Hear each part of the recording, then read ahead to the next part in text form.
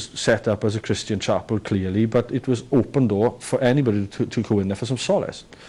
That, however, changed as soon as they said, well, okay, any religion can use it for their religious purposes.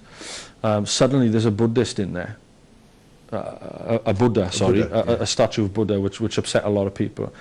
Then we got a lot of people from around the world coming to be doctors and nurses in the district. It's the district hospital, and there's a lot of Muslims there, and they started pretty much taking the thing over for now. I think it's on a Thursday, and now the door's shut.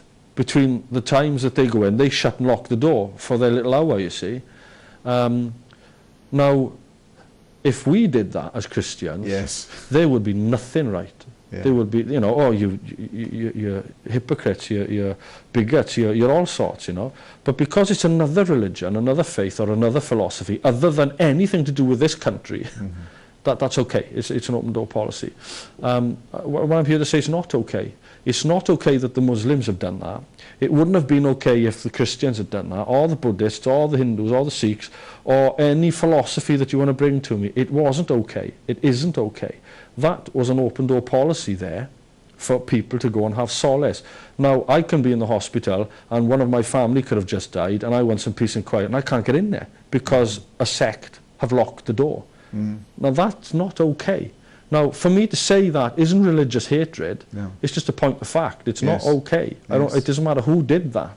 It's not okay, you know. But because it is a religious sect, and let's be honest, it's the prevalent religious sect. It's the religious sect in the eye at the moment, isn't it? It was okay. That was fine, you know. So, at the end of the day, what we must realise is that everybody's got something to say. They want to change our minds. We want to change their minds. Everybody wants to change everybody else's minds. But that's not the way to go about it. That's not it. That is not it. And that's a perfect example of what you were saying. That should be neutral ground. It's not really a religious place, you know, let's be honest. It's just a place of solace.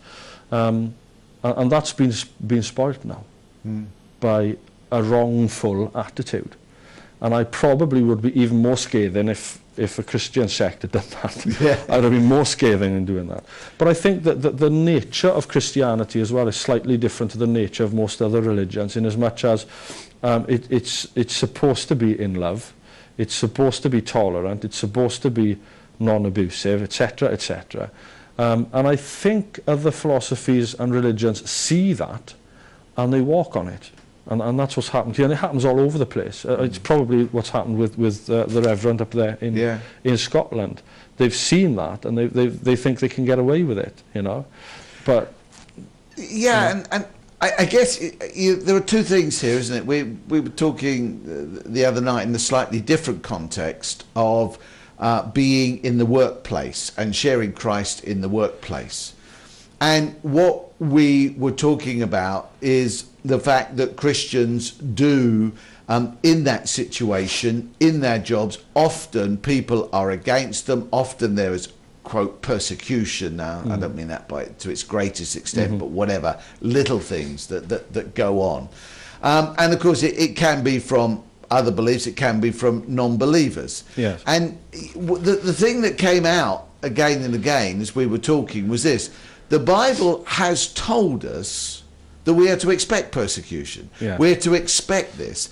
So there's a level here in which we shouldn't expect anything else. But there's another level where we need the wisdom of God as to what we do about it. Yes.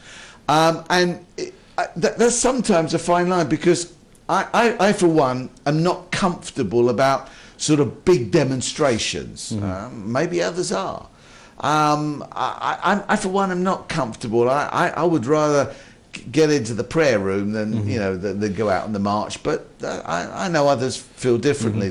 But whatever we do, we need to be aware that we've been promised this persecution, and therefore we've got to seek God on one level of coping with it, but on the other level of what we do with it.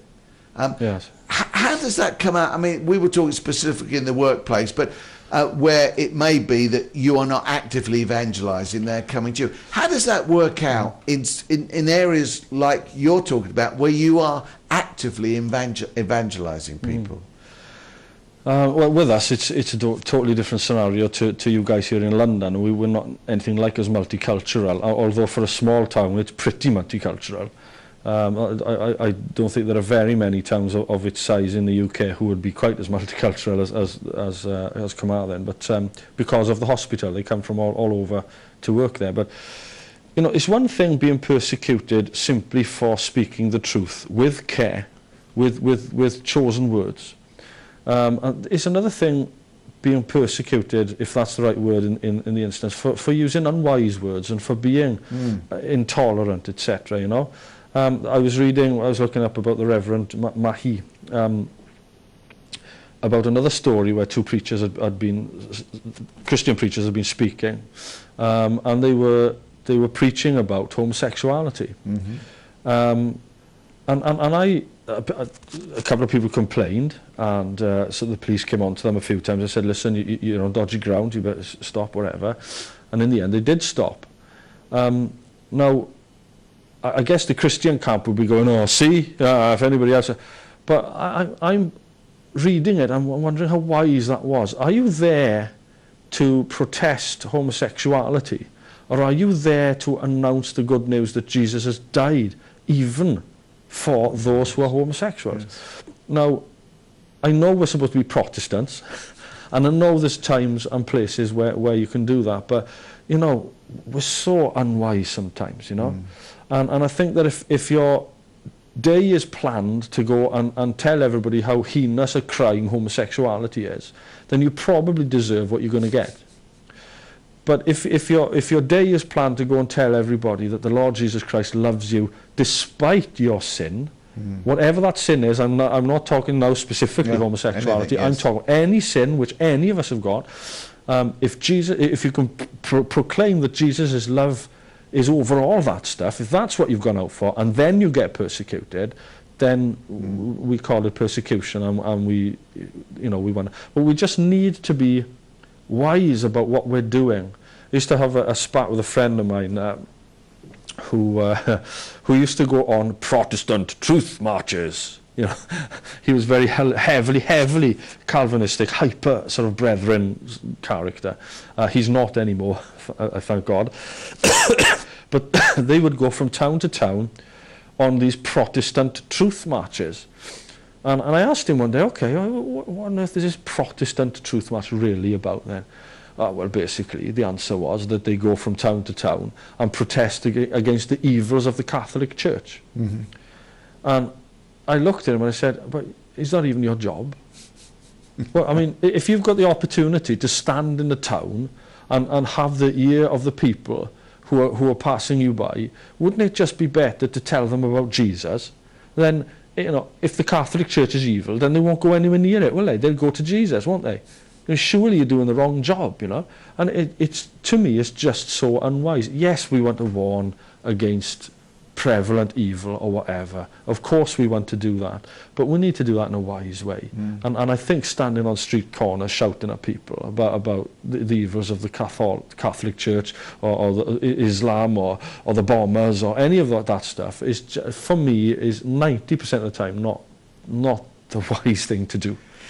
Isn't this the balance of whether we start with the positive or the negative? And this is something which has I've thought about lots over the years, and as you know, I mean, 27 years been working amongst people that are in cults and other belief systems, etc.